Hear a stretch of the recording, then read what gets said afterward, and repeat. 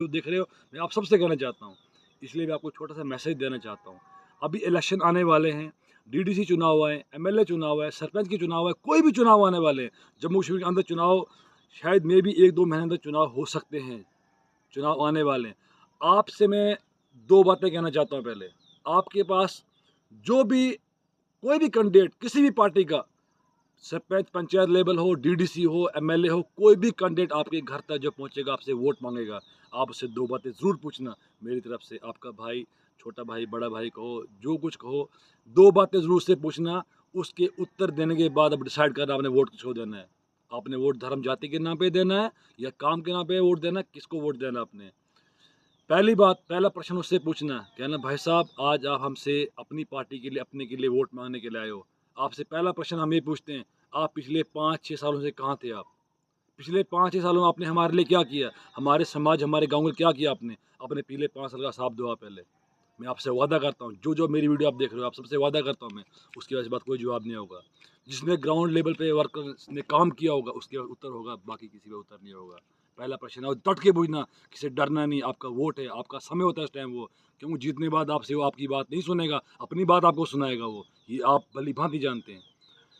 दूसरा प्रश्न उससे पूछना, चलो ये तो आपने बता दिया 5 साल पीछे 6 साल आप कहाँ थे आप?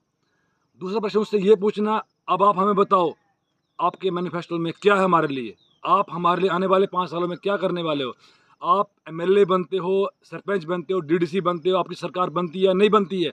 आप हमारे लिए क्या करने वाले हो? आपके पास क्या मुद्दे हमारे, आप हमें ज़रा बताओ हमारे को। पूरा उसको पूछना, झिझोड़ना, क्योंकि ये आप भी जानते हो, भली-भाँति जानते हो, वो जीतने या हारने में आपको नहीं मिलेगा। वही समय आपका होता है, आपका वोट कीमती है, वो भली-भाँति जानता है और आपके हर प्रश्न का उत्तर देगा। तो एक बार जब कुर्सी बैठ गया, तो वो उत्तर नहीं देगा। ये 2 प्रश्न आप ज़रूर पूछना, पिछले 5 साल कहाँ थे और आने वाले 5 साल आप क्या करोगे? हमारे लिए क्या करोगे? क्या योजना आपके पास है ये?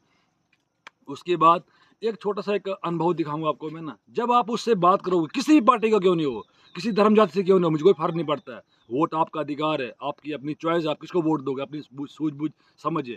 जब आप उससे बात करोगे, उसके बिहेवियर पे ध्यान देना। वो आपकी बातों से क्रोधित हो रहा है, गुस्सा आ रहा है उसको, या आपकी बातों का सही तरह समझ के उत्तर देने की कोशिश कर रहा है ये पूरा आप पर निर्भर करता है। क्योंकि उसका स्वभाव भी ज़रूरी है कि बाद में जीतने-हारने बाद कभी आपको काम पड़ता है, आपके मोहल्ले के काम, आपके गाँव के काम, आपके समाज के काम होंगे, आपने उसको फ़ोन करना, मिलना है, तो आपने देखना उसको, मुझसे कैसे बात कर रहा है, इसका तरीका क्या है। ये छोटी-छोटी बातें नोट रखो, क्योंकि आपका वोट आपका अधिकार है।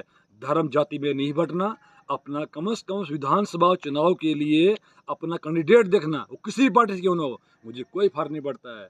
मैं आपका भाई हूँ, आपसे अनुरोध करता हूँ, बहुत हो गया, बहुत खरीद लिया आपको, बहुत बिक गई है। कोई कहता है फ्रूटी बिक गया, कोई दारू बिक गया, कोई जाति के नाम पे बिक गया, कोई धर्म के नाम पे बिक गया, कोई यहाँ, कोई वहाँ बिक गया, बहुत हो गया। अब मत बिकना, अब समय नहीं है, अब समय है जागने का।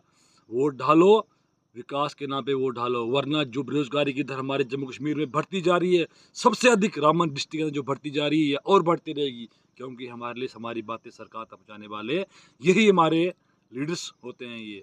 मेरी बात कुछ ज़्यादा लंबी नहीं हो गई, फिर नेक्स्ट वीडियो में आपसे मैं दोबारा मिलूँगा, कोई गलती हो तो मुझे क्षमा करना, आपका भाई निर्मल सिंह, राम-राम।